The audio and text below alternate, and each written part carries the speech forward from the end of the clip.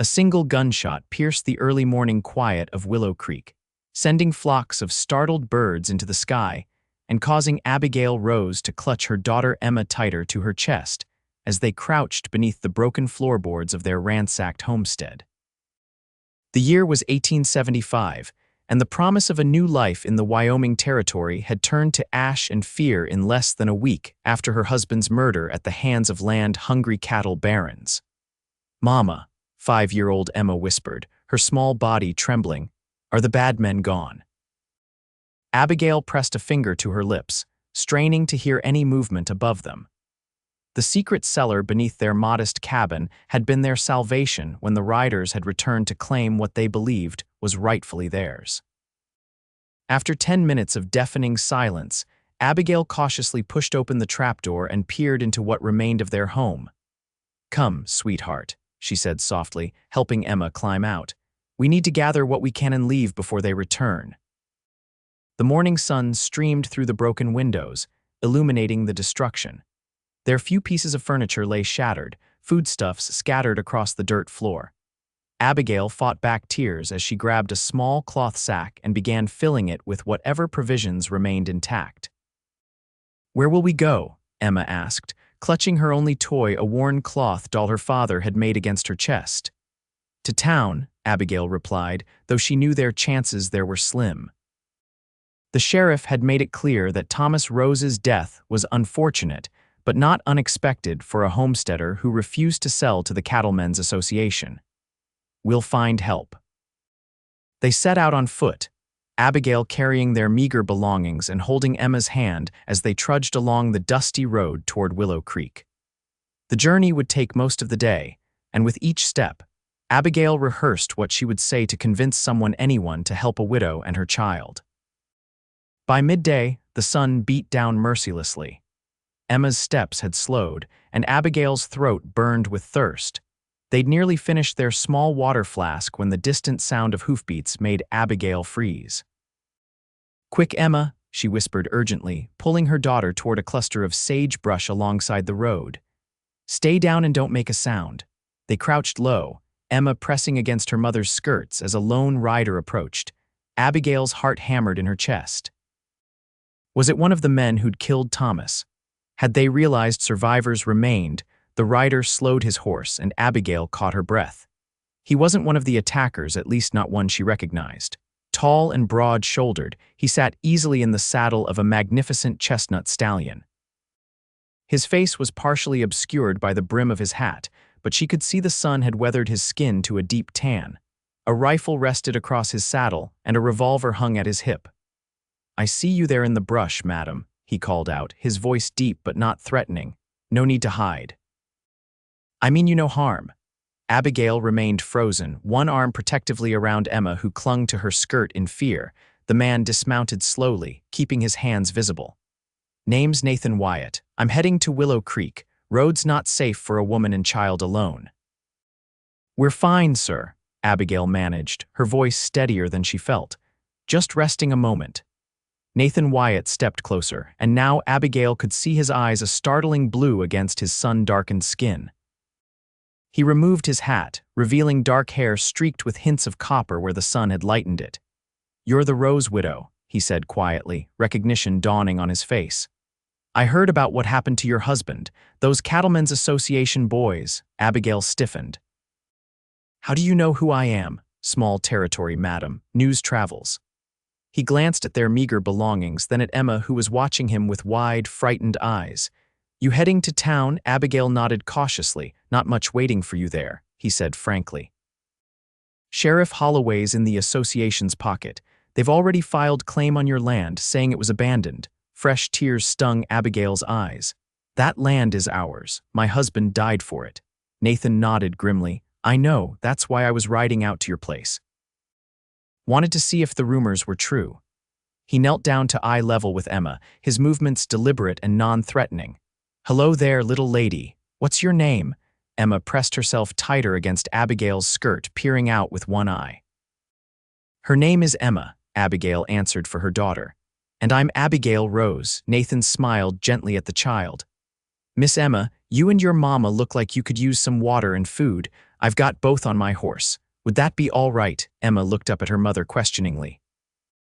Abigail hesitated, then nodded.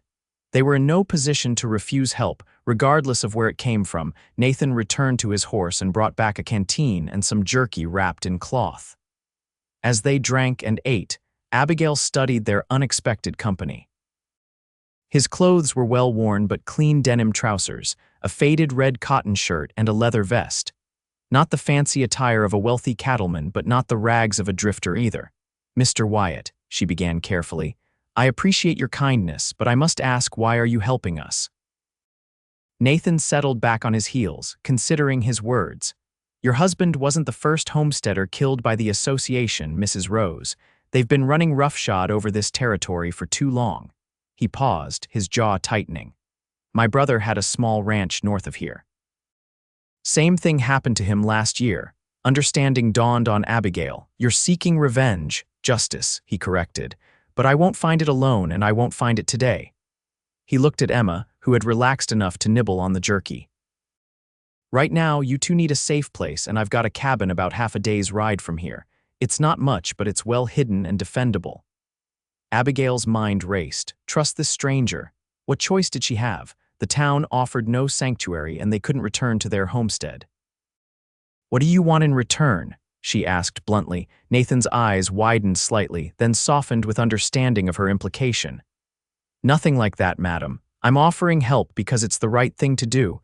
Once you're safe, you can decide your next steps. No obligations." Emma tugged at Abigail's skirt. "Mama, I'm tired," she whispered, "and my feet hurt." Nathan stood, dusting off his hands. "My horse can carry both of you. I'll walk alongside." Abigail looked from her exhausted daughter to the man standing before them. Every instinct told her to be wary, yet something in his steady gaze inspired trust. "We accept your help, Mr. Wyatt," she said finally, "but I want you to know I have this." She reached into her pocket and pulled out a small Derringer pistol, Thomas's last gift to her, "and I know how to use it." Nathan nodded, respect evident in his expression. "I'd expect nothing less, Mrs. Rose." He helped them onto his horse, placing Emma in front of Abigail. As they set off, Emma still clinging nervously to her mother's skirt, Nathan glanced up at them with a determined expression. "Both of you belong with me now," he said quietly. "At least until we figure out how to make things right." The journey to Nathan's cabin took them off the main trail and into increasingly rugged terrain. They followed a narrow creek for several miles before beginning a steep ascent into pine-covered foothills. Emma eventually relaxed enough to ask Nathan questions about his horse, which he answered patiently, explaining that the stallion's name was Rusty on account of his coloring. By late afternoon, they arrived at a small clearing where a sturdy log cabin stood, half hidden by towering pines. A corral contained another horse, a dappled gray mare, and a small garden plot showed signs of careful tending. "It's not much," Nathan said as he helped them dismount, "but it's home." The cabin's interior was simple but meticulously maintained. A stone fireplace dominated one wall, with a rough-hewn table and chairs nearby. A curtain partitioned off what Abigail assumed was a sleeping area, and shelves held books, tools, and supplies. "You'll take the bed," Nathan said, gesturing to the curtained area. "I'll sleep by the fire." Abigail opened her mouth to protest, but the exhaustion of the day caught up with her. Emma was already swaying on her feet, eyes half closed. "Thank you," she said instead, leading her daughter toward the bed. That first night, Abigail barely slept, the Derringer clutched in her hand beneath the pillow. She listened to Nathan moving quietly around the cabin, banking the fire, checking the doors and windows. Despite her wariness, his calm, methodical movements were reassuring. The next morning, Abigail woke to the smell of coffee and the sound of Emma's delighted laughter. She pulled aside the curtain to find her daughter sitting at the table, watching in fascination as Nathan flipped hot cakes on a cast iron skillet. "Good morning, Mrs. Rose," he said, nodding toward the coffee pot. "Hope we didn't wake you." "Mama," Emma exclaimed. "Mr. Nathan is making flapjacks with berries in them, and he showed me how his coffee grinder works." Abigail blinked at her daughter's enthusiasm. It was the most animated she'd seen Emma since Thomas's death. "Good morning," she managed, moving to pour herself coffee. You didn't have to go to all this trouble. No trouble, Nathan replied easily. Been a while since I had company. Nice to cook for someone besides myself. Over breakfast, Nathan outlined his situation. He'd been a rancher like his brother, but after the association killed Martin Wyatt and seized his land, Nathan had sold his own small spread and moved to this remote cabin. For the past year, he'd been gathering evidence against the association, hoping to find a way to bring them to justice. The territorial governor won't help, he explained, and the federal marshals are spread too thin, but there's talk of a new circuit judge coming through Judge Hammond. They say he's honest and tough on land barons who abuse their power. When will this judge arrive? Abigail asked, hope kindling within her. Not for another month at least. Nathan's expression was apologetic. In the meantime, I think it's best if folks believe you and Emma didn't survive the attack on your homestead. Abigail's hand tightened around her coffee cup. You want us to hide? I want you to stay alive, Nathan corrected gently. The association doesn't leave witnesses, Mrs. Rose. If they learn you can identify the men who killed your husband. The implication hung heavily in the air. Abigail glanced at Emma, who was happily sopping up maple syrup with the last of her hot cake, blissfully unaware of the danger they still faced. A month, Abigail said finally. We'll stay that long, but I won't hide forever, Mr. Wyatt. I owe it to Thomas to see justice done. Nathan's eyes met hers, and the intensity in them made her breath catch. We'll see justice done together, Mrs. Rose. I promise you that. The days that followed established a careful routine. Nathan taught Abigail how to use his rifle, insisting that the Derringer was fine for close quarters but inadequate for defending the cabin. Each morning, he checked for signs of visitors, before heading out to hunt or tend his small garden. Abigail took over cooking and mending, grateful to have tasks that kept her mind occupied. Emma, with the resilience of childhood, adapted quickly to their new situation. She followed Nathan around like a shadow, peppering him with questions about the wildlife, his horses, and anything else that caught her interest. To Abigail's surprise, Nathan answered each query with patience, often turning them into impromptu lessons about nature or survival skills. A week into their stay, Abigail found Nathan whittling on the porch while Emma napped inside. She sat beside him, watching his hands as they skillfully shaped a piece of pine. She talks about her father less, Abigail said quietly. I'm not sure if that's good or concerning. Nathan glanced up. Children grieve differently than adults, doesn't mean she's forgetting him. I know, Abigail sighed. I just worry about her, about what all this will do to her. She's stronger than you think, Nathan replied, and she has you. He paused his whittling. You're a good mother, Mrs. Rose. Thomas would be proud of how you're protecting her. Abigail felt tears threatening and blinked them back. I don't feel very strong most days. Yet here you are, Nathan said simply. You got your daughter away from danger. Your learning to defend yourselves seems pretty strong to me. His matter-of-fact assessment warmed something within her. After a moment, she asked, What are you making? Nathan held up the half-formed carving. Thought Emma might like a little horse to go with that doll of hers. The tenderness of the gesture caught Abigail off guard. That's very thoughtful, he shrugged, returning to his work. My father taught me whittling, said idle hands were the devil's playground. Were you close to your father? Yes, he was a good man, taught me and Martin everything we knew about ranching. Died peacefully in his sleep 5 years back. He looked up at her. What about your folks? Both gone, Abigail replied. My father was a schoolteacher in Pennsylvania. Mother passed when I was 16, father 3 years later. I was teaching at the school when I met Thomas. He had such dreams of the West. She smiled sadly. He could make anyone believe in possibilities. Nathan nodded. Takes a special kind of courage to leave everything familiar behind, or foolishness, Abigail said softly. Sometimes they're the same thing, Nathan observed. Depends on how things turn out, I reckon.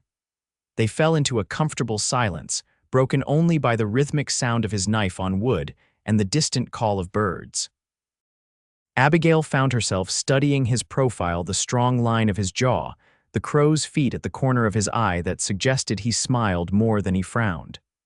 Despite the circumstances, she felt safer than she had in weeks. That night, after Emma was asleep, Abigail joined Nathan by the fire. He was cleaning his rifle, his movements precise and practiced. "Tell me about the men who killed Thomas," he said without preamble. "I need descriptions if we're going to identify them to the judge." Abigail closed her eyes, forcing herself to recall that terrible day. There were 4 of them. The leader was a tall man with a scarred face, a long cut from his left eye to his jaw. He wore an expensive black hat with a silver band, called himself Jenkins, though one of the others called him Boss. Nathan's hands stilled. "Bartholomew Jenkins, he's the association's enforcer." "You know him, by reputation." Nathan's voice was tight. "He was among the men who killed Martin." Abigail opened her eyes, seeing the barely contained rage on Nathan's face. "I'm sorry about your brother." Nathan resumed cleaning his rifle, his movements more forceful now. "Martin was the better man between us, kinder, more patient, had a wife and baby on the way." His voice caught. "They killed them all, said it was a robbery gone wrong."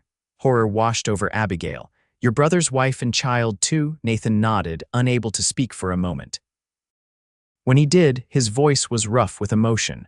"That's why I won't let anything happen to you and Emma. I've seen what these men are capable of." Impulsively, Abigail reached out and placed her hand over his. "We'll stop them, together." Nathan looked down at their hands, then back at her face. Something shifted in his expression, a softening around his eyes, a tension in his jaw releasing. "Together," he agreed quietly. The following days brought increasingly violent summer storms, confining them to the cabin. Emma delighted in the thunderclaps and lightning flashes, but the close quarters made Abigail acutely aware of Nathan's presence. She found herself noticing small things, the way he always let his coffee cool before drinking it, how he hummed softly while working, the gentleness in his hands when he showed Emma how to shape bread dough. During one particularly fierce storm, with rain lashing against the windows and thunder shaking the cabin's timbers, Nathan brought out a worn deck of cards. "Know how to play poker, Mrs. Rose?" he asked with a hint of mischief. Abigail raised an eyebrow. "Are you suggesting gambling, Mr. Wyatt? Just friendly competition," he replied, shuffling the cards with practiced ease. "Unless you're worried about losing." The challenge in his voice made her smile despite herself. "Deal the cards, sir, but don't say I didn't warn you." To Nathan's evident surprise, Abigail proved to be a formidable opponent. After she'd won her 3rd consecutive hand, he stared at her in bewilderment. "Where did a schoolteacher learn to play poker like that?" Abigail laughed, the sound surprising her almost as much as it seemed to captivate him. "My father may have been a teacher, but he came from a family of riverboat men, said every woman should know how to recognize a bluff." "Wise man," Nathan murmured, his eyes lingering on her face. "You have a beautiful laugh, Mrs. Rose. You should use it more often." The compliment brought heat to Abigail's cheeks. "I haven't had much cause for laughter lately." "No," he agreed soberly, "but perhaps someday you will again." The intimacy of the moment was broken by Emma's voice from the curtained sleeping area. "Mama, I'm scared of the thunder." Abigail rose immediately, but Nathan gently touched her arm. "May I?" he asked, curious. Abigail nodded. Nathan went to the bed where Emma sat huddled beneath the quilt, her eyes wide with fear at each thunderclap. "You know what my pa told me about thunder?" he asked, sitting on the edge of the bed. Emma shook her head. "He said it's just the sky moving furniture around, makes an awful racket but nothing to be afraid of." He reached into his pocket and pulled out the wooden horse he'd finished carving. "Made something for you. Thought he might keep watch while you sleep." Emma's face lit up as she took the small carving. "He's beautiful. Does he have a name?"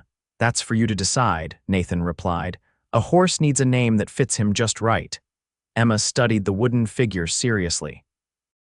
"I'll call him Thunder," she declared. "Because he's not afraid of anything," Nathan smiled. "That's a fine name."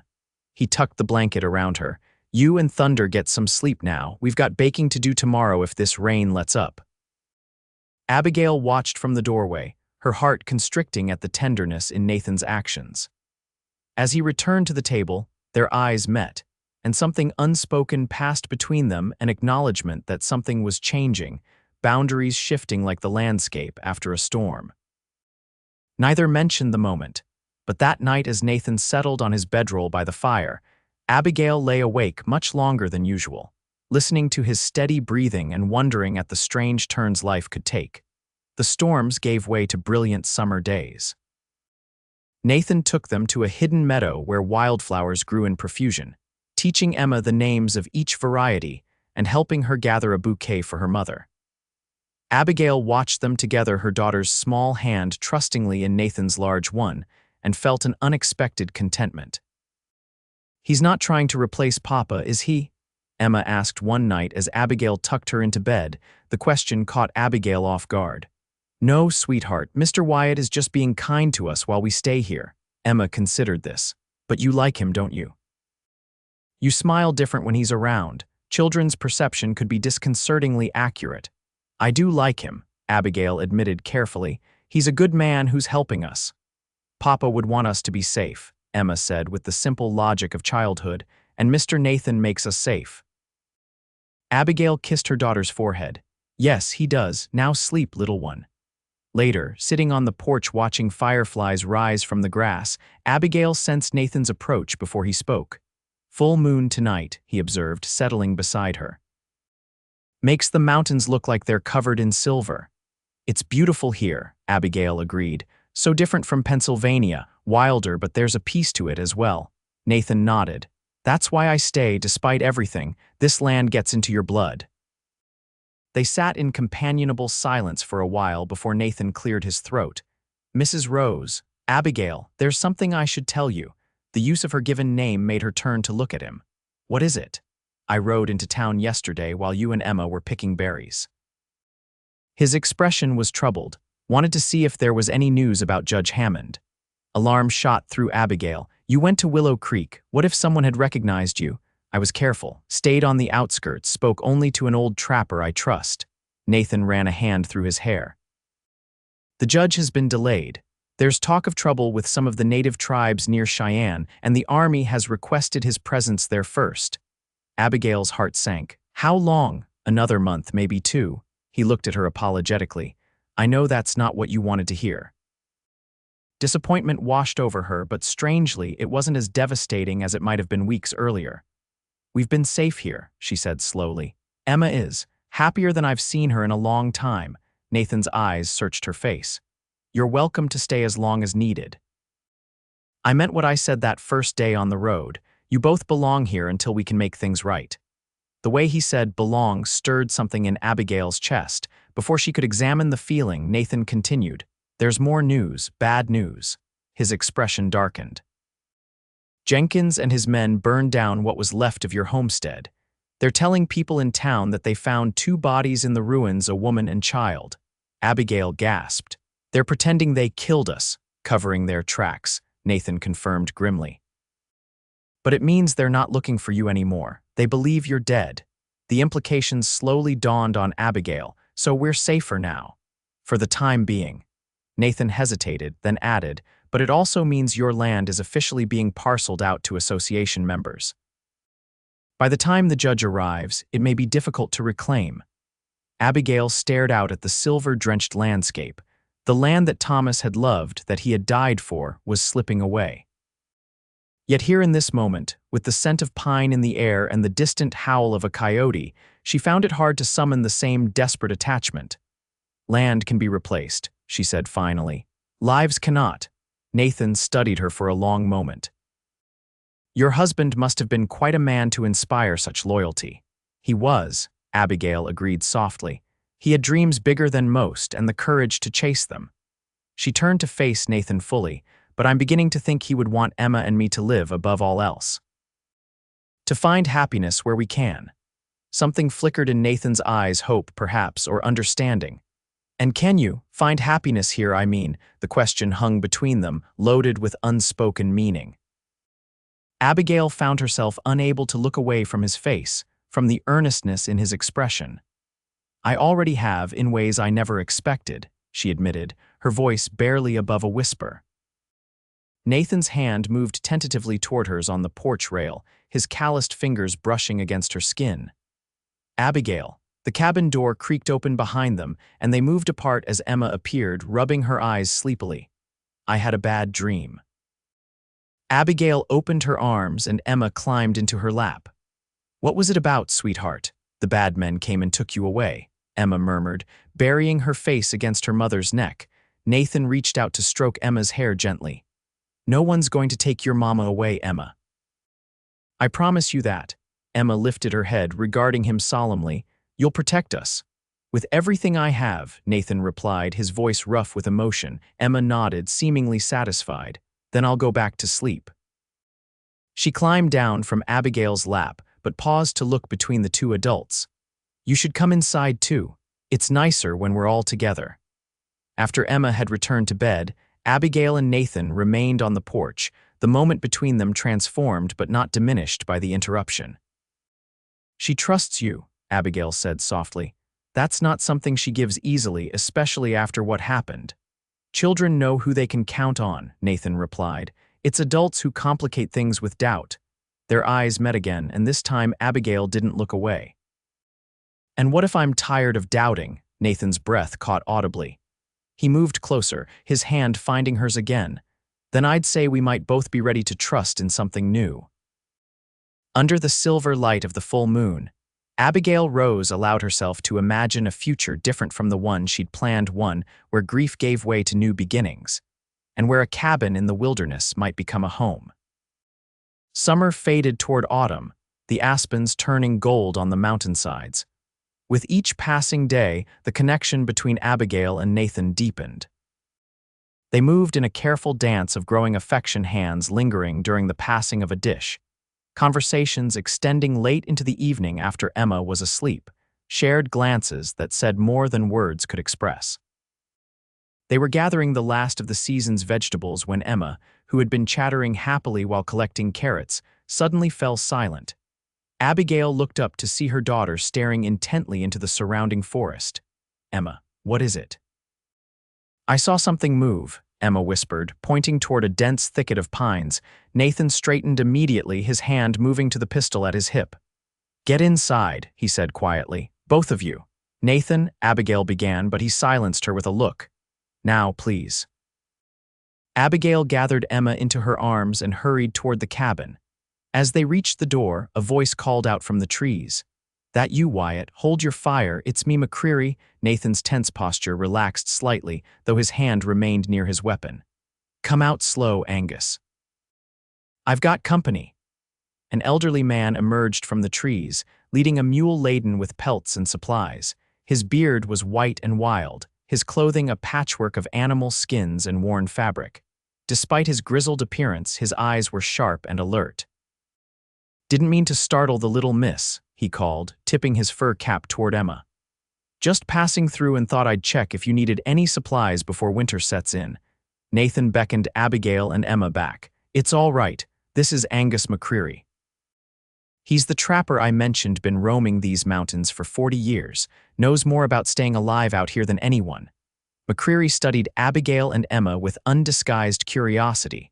So the rumors are true, the Rose widow and child alive and well. He nodded approvingly. Good. Never did believe that fire story.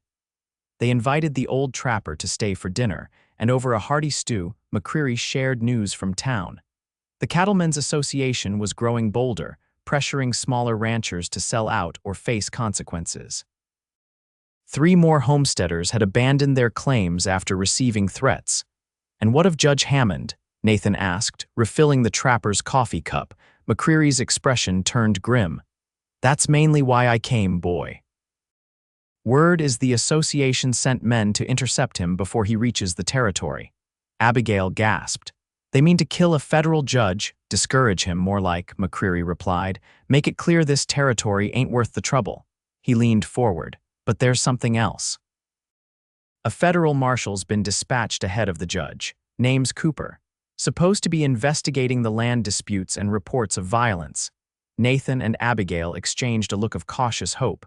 When does this marshal arrive? Should be in Willow Creek within the week. McCreary glanced between them knowingly. Might be worth having a conversation with him, especially if you've got evidence against Jenkins and his boys. After Emma was asleep, and McCreary had settled in the barn for the night, Abigail and Nathan sat at the table, speaking in low voices. This could be our chance, Nathan said earnestly. A federal marshal won't be in the association's pocket. if we can convince him to investigate thoroughly before the judge arrives. But the risk, Abigail countered. If Jenkins learns we're alive, if he realizes we can identify him. Nathan took her hand. I won't let anything happen to you or Emma, but this may be our best opportunity to see justice done. Abigail gazed down at their joined hands. I'm not just concerned for us. Nathan, these men killed your brother and his family. They wouldn't hesitate to kill you too. Which is why we need to stop them, he replied gently. Not just for Thomas or Martin, but for everyone in this territory living under their shadow. The conviction in his voice reminded Abigail of Thomas's passionate beliefs in right and wrong. But where her husband had been idealistic to the point of recklessness, Nathan's determination was tempered with caution and planning. If we do this, she said slowly, we do it carefully, no unnecessary risks. Nathan's face broke into a smile that transformed his features, making him appear younger and unburdened. Together, he agreed, lifting her hand to his lips in a gesture that sent warmth coursing through her. The next morning, they bid farewell to McCreary, who promised to return in 3 days with information about the marshal's exact arrival. After the trapper disappeared into the trees, Nathan turned to Abigail. We should prepare. If we're going to meet with this marshal, we need to gather everything we have that might convince him. They spent the day compiling what evidence they had: Abigail's eyewitness account of Thomas's murder, Nathan's documentation of similar incidents across the territory, land deeds proving their legal claims. Emma helped in her own way, drawing pictures of their cabin and the bad men with guns as she remembered them. That evening, after putting Emma to bed, Abigail joined Nathan on the porch. The night was cool, the first hint of autumn's approach evident in the crisp air. Do you ever think about what comes after? She asked quietly. If we succeed in bringing Jenkins and the association to justice, Nathan glanced at her. I've been thinking of little else lately. And what do you see? He was silent for a long moment. I see possibilities I hadn't allowed myself to consider before you and Emma arrived. His voice dropped lower. What about you, Abigail? What do you see for your future? The question hung between them, weighted with meaning. Abigail took a deep breath. When Thomas died, I thought my future died with him. All I could focus on was surviving, protecting Emma. She turned to face him fully. But these past weeks, I've started to see something different, something I never expected to find again. Nathan moved closer, his eyes never leaving her face. And what's that, Hope? She whispered. For a life that isn't just about surviving, but living. Her hand trembled slightly as she reached up to touch his cheek. A life that might include you if that's something you would want. In answer, Nathan covered her hand with his own, turning his face to press a kiss against her palm. I've wanted that since the moment I saw you on that road, Abigail Rose, you and Emma both. He leaned down slowly, giving her time to pull away if she wished. Instead, Abigail closed the distance between them, her lips meeting his in a kiss that began tentatively but quickly deepened with shared longing. When they finally parted, Nathan rested his forehead against hers. I never thought I'd find this again, he murmured. Not after losing everything. Nor did I, Abigail replied softly. Perhaps we were meant to find each other, two broken pieces making something whole. Nathan's arms tightened around her. Whatever happens with the marshal and the judge, know this: you and Emma have a place here with me for as long as you want it. Abigail leaned into his embrace, feeling safer than she had in months. I think we might want it for a very long time. 3 days later, McCreary returned as promised, bringing news that Marshal James Cooper had arrived in Willow Creek and taken rooms at the hotel. The association men were watching him closely, but the marshal had already begun interviewing townspeople about the land disputes. He set up a sort of temporary office in the back room of the Mercantile, McCreary reported. Told folks anyone with information or complaints could find him there during daylight hours. Nathan nodded thoughtfully. We'll need to approach carefully. Can't just walk into town, too many eyes watching. I've thought of that, the old trapper replied with a sly grin. Marshall rides out each evening to check the lay of the land, familiarize himself with the territory. Tomorrow he's heading south along Cottonwood Creek. That path comes within half a mile of the old line shack near Blackbird Ridge. We could intercept him there, Nathan said, excitement building in his voice. Private conversation away from the association's spies. Abigail frowned. What about Emma? I can't leave her alone and I won't risk taking her. The child can stay with me, McCreary offered. I'll keep her safe at the cabin while you two meet the marshal. Nathan looked to Abigail for her decision. After a moment's consideration, she nodded. We'll do it, but we'll need to be back before dark. That night, Abigail explained to Emma that she and Nathan would be gone for part of the next day and that Mr. McCreary would stay with her. But why can't I come too? Emma pouted. It's grown-up business, sweetheart, Abigail explained gently. We're going to talk to a man who might help us make sure the bad men get punished for what they did to Papa. Emma's expression turned solemn. Will he put them in jail? We hope so, Nathan said, sitting beside them on the bed. But first we have to tell him what happened. That's why your mama needs to go. She saw everything. Emma considered this, then nodded. Okay, I'll stay with Mr. McCreary, but you have to promise to come back before the stars come out. We promise, Abigail assured her, pulling her daughter close. And when we return, we'll be one step closer to making things right. The next morning dawned clear and cool. Nathan saddled both horses, Rusty for himself and the gray mare, whom Emma had named Pepper, for Abigail. They set out shortly after breakfast, leaving Emma happily helping McCreary identify the various animal pelts in his collection. As they rode, Nathan outlined his plan. We'll approach from the east, keeping to the tree line. The marshal should come along the creek around midday. We'll make ourselves visible enough that he sees us, but not so obvious that anyone else traveling the trail would spot us. Abigail nodded, adjusting her skirts more comfortably across the saddle. She wore her sturdiest clothes, a dark blue cotton dress with a leather belt from which hung Thomas's derringer. Nathan had insisted she bring it, though he carried his rifle and pistol as well. They reached the line shack, a small, weathered structure used by cowboys during cattle drives by mid-morning. After securing their horses in a stand of cottonwoods, they settled in to wait, watching the trail that wound alongside the meandering creek. Are you nervous? Nathan asked softly as they sat side by side in the dappled shade. Yes, Abigail admitted, but resolved too. Whatever happens, we're doing the right thing. Nathan's hand found hers, their fingers intertwining. I never thought I'd find someone who understands what drives me the way you do. Abigail smiled. We've both lost too much to surrender to injustice. They fell silent as the sound of approaching hoofbeats reached them. Nathan tensed, signaling for Abigail to remain still as he peered cautiously through the foliage. A single rider appeared on the trail, a broad-shouldered man with a neatly trimmed beard, wearing a dark suit despite the informal surroundings. Most tellingly, a silver marshal's badge gleamed on his chest. That's him, Nathan whispered. He stood slowly, keeping his hands visible. Marshal Cooper. He called, loud enough to be heard but not to carry too far. The rider reined in sharply, his hand moving to his sidearm as he scanned the trees. Who's there? Show yourself. My name is Nathan Wyatt, Nathan replied, stepping partially into view while keeping Abigail behind him. This is Mrs. Abigail Rose. We have information about the Cattlemen's Association and Bartholomew Jenkins. The marshal's eyes narrowed suspiciously. Mrs. Rose, the homesteader's widow, reports say you died in a fire.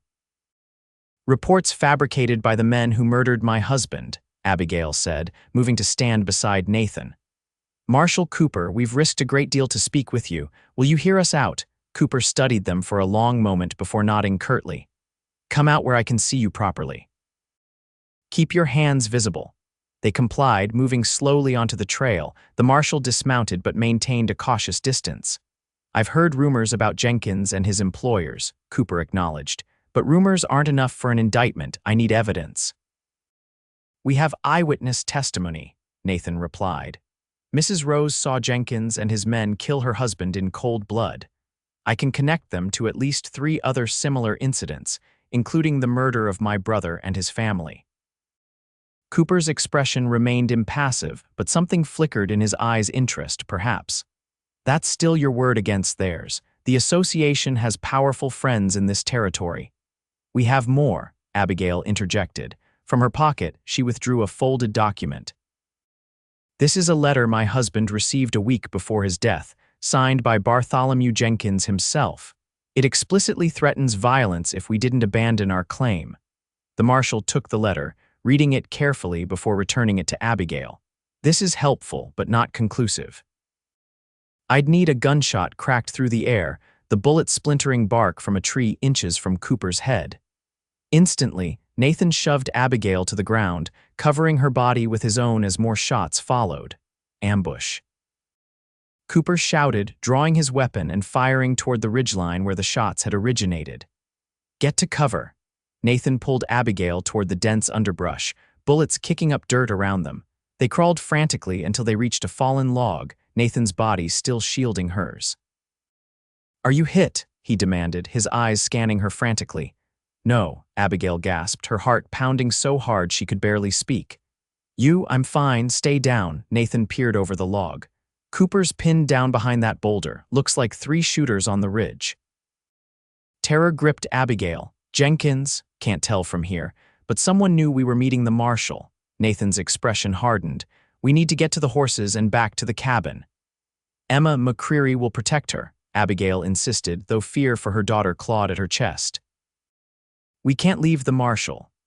As if in answer to her concern, Cooper's voice called out from his position. Wyatt, get Mrs. Rose out of here. I'll hold them off. Nathan hesitated, clearly torn between helping the marshal and protecting Abigail. Before he could decide, hoofbeats thundered down the trail, reinforcements for the ambushers. We have to move now, Nathan said urgently. Stay low and head for the trees where we left the horses. I'll be right behind you. Abigail nodded, gathering her skirts. Be careful, she whispered, pressing a quick kiss to his cheek before beginning to crawl toward the tree line. The gunfire intensified as Marshal Cooper provided covering fire. Abigail reached the cottonwoods and found the horses, frightened but still secured. She quickly untied Pepper, preparing to mount. A crashing sound in the underbrush made her freeze. Instead of Nathan, a stranger emerged, a burly man with a scarred face that Abigail recognized instantly. Bartholomew Jenkins. Well, he drawled, leveling a pistol at her chest. The ghost of Mrs. Rose. Thought we'd taken care of you and your brat. Abigail's hand moved slowly toward the derringer at her belt. You murdered my husband, she said, her voice steadier than she felt. Jenkins shrugged. Business is business. Can't have sodbusters taking up good grazing land. His eyes narrowed. Where's the child? Safe from you, Abigail replied, her fingers closing around the derringer's grip. Jenkins took a step closer. Don't matter. You'll both be joining your husband soon enough. He cocked his pistol. Any last words, Mrs. Rose? Abigail drew the derringer with surprising speed, firing before Jenkins could react. The small weapon's report was almost lost amid the larger gunfire, but Jenkins staggered, clutching his shoulder.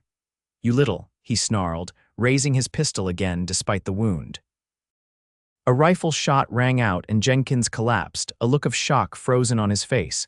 Nathan emerged from the trees, his rifle still smoking. Are you all right? He demanded, rushing to Abigail's side. Yes, she gasped, trembling with the aftermath of adrenaline. Jenkins, is he? Nathan checked the fallen man briefly. Dead. Let's go, his men will be looking for him. They mounted quickly, Nathan leading them away from the trail and into the dense forest. Behind them, gunfire continued to echo, though less intensely now. What about Marshal Cooper? Abigail asked as they pushed deeper into the wilderness. He made it to his horse, Nathan replied grimly. Saw him riding hard for town as we left. Smart man, he'll gather reinforcements. They rode without stopping, taking a circuitous route back to the cabin. Abigail's mind raced with fears for Emma and concern for what would happen next. She had killed a man, or at least wounded him severely enough that Nathan's shot had finished the job. Jenkins, the man who had murdered Thomas, was dead by their hands. By late afternoon, they approached the cabin with extreme caution.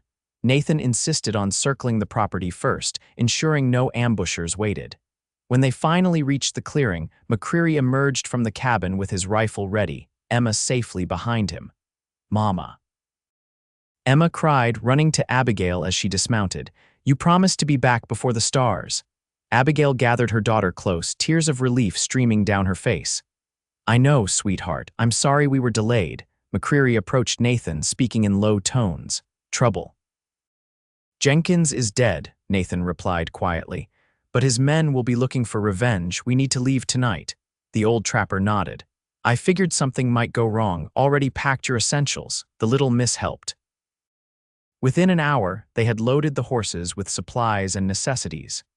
Emma, sensing the urgency if not understanding it fully, remained solemn and cooperative. As darkness fell, they prepared to depart, McCreary insisting on accompanying them to a hunting cabin he maintained near the Montana border. It'll be a hard journey, he warned. 3 days if we push it, but Jenkins' boys won't know to look that far north. As Nathan helped Emma onto Pepper's saddle in front of Abigail, the child looked up at him anxiously. Are the bad men coming again? Nathan knelt to meet her eyes. They might try, Emma, but I promise to protect you and your mama, and I intend to keep that promise. Emma's small hand touched his cheek. We belong with you now, she said, echoing his words from that first day on the road. That's what you said. Nathan's eyes met Abigail's over their daughter's head, a world of emotion in his gaze. That's right, little one, and I meant every word. They traveled through the night, McCreary leading them along game trails and forgotten paths that only someone who had spent decades in the wilderness would know. By dawn, they had put significant distance between themselves and Willow Creek. During a brief rest to water the horses, Nathan took Abigail aside. I'm sorry, he said softly. This isn't how I wanted things to go. I've put you and Emma in danger again. Abigail shook her head. We were already in danger, Nathan. At least now Jenkins can never hurt anyone else. She touched his face gently. And we're together. That's what matters most. His arms encircled her, drawing her close. When we reach McCreary's cabin, when we're safe, I want to ask you something proper, something about our future. Abigail's heart swelled. I think I already know my answer. Their journey continued without incident, though the terrain grew increasingly challenging. Emma, resilient as always, treated it as an adventure, especially with McCreary's endless stories of wilderness encounters to distract her. On the afternoon of the third day, they crested a ridge and looked down upon a small valley nestled between towering peaks. A sturdy log cabin sat beside a clear mountain stream, smoke curling from its chimney. Someone's there, Nathan said sharply, reaching for his rifle. McCreary chuckled. Easy boy. That'll be my nephew. Sent word to him via a friend who was heading this way. Figured we might need extra eyes watching our backs. The nephew, a taciturn man named David, welcomed them warmly despite his reserved nature. The cabin was larger than Nathan's, with 2 separate sleeping areas and a root cellar stocked with preserved foods. You can stay as long as needed, David assured them. Uncle Angus says you folks have had a rough go of it. That evening, after Emma had fallen asleep exhausted from their journey, the adults gathered around the fire to discuss their situation. Marshal Cooper's no fool, McCreary observed. He'll connect Jenkins' death to your meeting. Question is, will he consider it self-defense or murder? It was self-defense, Abigail stated firmly. Jenkins would have killed us both. Nathan nodded. But without Cooper's testimony, it would be our word against the associations, and they'll paint us as outlaws who ambushed and murdered their man.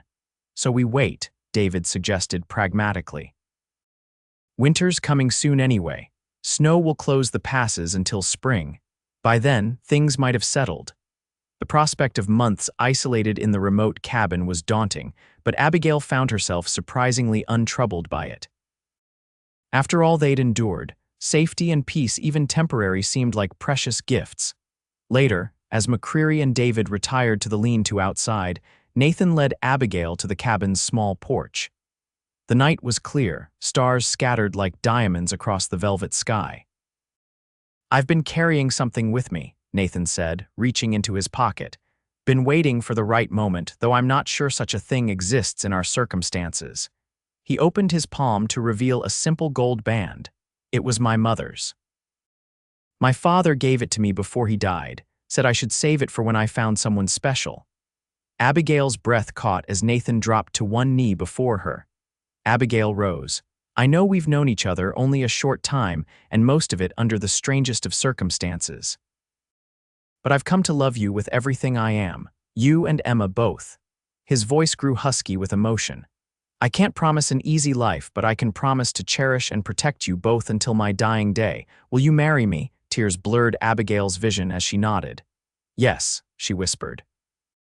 "Yes, Nathan." He slipped the ring onto her finger, then rose to gather her in his arms. Their kiss was tender at first, then deepened with the promise of a shared future. A small voice from the doorway interrupted them. "Does this mean Mr. Nathan will be my papa now?" They turned to find Emma watching them, Thunder the wooden horse clutched in her hand. Nathan crossed to her, kneeling down to her level. "Only if you want me to be, Emma," he said seriously. "I could never replace your real father, but I would be honored to care for you as my own daughter." Emma considered this with childlike gravity before nodding. "I think Papa would say it's okay. He always told Mama we needed to be happy." She stepped forward and wrapped her arms around Nathan's neck. "And you make us happy." Abigail joined them, encircling them both in her embrace. "We belong together," she murmured.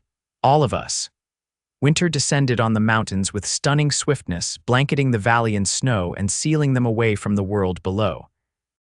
Days passed in peaceful routine, tending to the livestock in the small barn, preserving game that David and Nathan hunted, teaching Emma her letters by the light of the fire. McCreary departed before the heaviest snows, promising to return in spring with news from the outside world.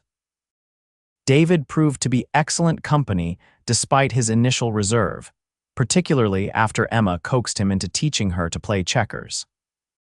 Nathan and Abigail were married on Christmas Day, with David serving as both witness and officiator, having once been a circuit preacher before choosing the solitude of the mountains. Emma scattered pine needles as Abigail walked toward Nathan in her best dress, a wreath of evergreen adorning her hair. Their vows were simple but heartfelt, spoken before the crackling fire while snow fell gently outside. That night, with Emma asleep in the small adjoining room and David tactfully spending the night in the barn, they truly became husband and wife, their passion tempered with tenderness, and the knowledge that they had found something precious against all odds. January brought bitter cold, but also crystalline beauty. The mountains transformed into a glittering wonderland that took Abigail's breath away each morning. February saw them celebrating Emma's 6th birthday with a cake made from precious hoarded sugar and the gift of a small slate for her lessons. By March, the snow began to recede, and with it came the first hints of spring birdsong returning to the valley, green shoots emerging from the softening earth. And on a bright April morning, riders appeared on the ridge above the cabin. Nathan spotted them first as he chopped wood. "Abigail," he called, his voice tight with concern. "Take Emma inside." Abigail hurried to obey, her heart pounding with sudden fear. Had Jenkins' men found them after all these months? David emerged from the barn with his rifle, joining Nathan as they watched the approaching riders. As they drew closer, Nathan's stance suddenly relaxed. "It's McCreary," he called to Abigail, who stood anxiously in the doorway. "And, is that Marshal Cooper with him?" Indeed it was. The federal marshal, accompanied by McCreary and 2 other men, rode into the clearing. Cooper dismounted first, approaching Nathan with his hands clearly visible. "Mr. Wyatt," he said formally. "Mrs. Wyatt," he added, nodding to Abigail. "I believe we have unfinished business." Tension crackled in the air until Cooper unexpectedly smiled. "Or should I say, I bring good news." Over coffee inside the cabin, Cooper explained that the ambush at Cottonwood Creek had been a turning point. His near assassination had prompted immediate federal attention, resulting in a full investigation of the Cattlemen's Association. "Judge Hammond arrived in December," he reported. "With my testimony about the ambush and the letter Mrs. Wyatt provided, he issued warrants for the entire association leadership. Most are now awaiting trial." "And Jenkins' men?" Nathan asked, his arm protectively around Abigail's shoulders. "2 died in the shootout at the creek," Cooper replied. "The rest were arrested trying to flee the territory. As for Jenkins himself," he looked meaningfully at them. "His body was found with evidence suggesting he died trying to ambush a federal officer. Self-defense, clearly." The implication was clear. Cooper had protected them in his official report, attributing Jenkins' death to the gunfight rather than Abigail's derringer or Nathan's rifle. What about our land? Abigail asked. Thomas's homestead, Cooper's expression sobered. I'm afraid much of it has been resold or redistributed. The judge has frozen further transfers, but recovering specific parcels may be difficult. Nathan and Abigail exchanged glances. And if we chose not to pursue it? Nathan asked carefully. Then you'd be free to start fresh wherever you wish, Cooper replied. There are no charges against either of you. As far as the official record is concerned, you acted honorably throughout. That evening, after their visitors had departed to make camp by the stream, planning to leave for Willow Creek in the morning, Nathan and Abigail sat on the porch watching Emma play with David in the clearing. What are you thinking? Nathan asked, his fingers laced with Abigail's. She leaned against his shoulder, contemplating the valley that had sheltered them through the winter. I'm thinking that land is just earth and rock. Home is something else entirely. Nathan nodded, understanding in his eyes. You don't want to go back to the homestead. No, Abigail confirmed softly. Too many painful memories there and this place. She gestured to the mountains surrounding them. It's beautiful, peaceful. David mentioned he's been thinking of moving on, Nathan said thoughtfully. Said we're welcome to stay, make this place our own. Abigail smiled. I'd like that. A fresh start, building something new together. Nathan kissed her temple gently. Then that's what we'll do. Cooper can help us file a proper claim come summer. Emma ran up to them, breathless with excitement. David showed me where we can plant a garden when the ground gets warmer. Can we grow strawberries, Mama, and flowers? Of course we can, sweetheart, Abigail laughed, pulling her daughter into a hug. And can I have a little brother or sister to play with? Emma asked innocently. David says babies come in the spring like the calves and foals. Nathan coughed, suddenly finding the distant mountains extremely interesting, while Abigail felt heat rise to her cheeks. Well, she said carefully, meeting Nathan's eyes with a secret smile, sometimes they do. In fact, I think we might be welcoming a new baby by next winter. Nathan's expression transformed from surprise to wonder. Abigail, are you certain? She nodded, joy bubbling up inside her. Quite certain. His whoop of delight echoed across the valley as he swept both Abigail and Emma into his arms, spinning them in a circle of pure happiness. That night, with Emma asleep and the house quiet, Nathan held Abigail close in their bed, his hand resting protectively over her still flat stomach. When I found you on that road, he murmured against her hair, I told you both of you belonged with me. I never imagined then just how true those words would become. Abigail turned in his arms to face him, tracing the beloved contours of his face with her fingertips.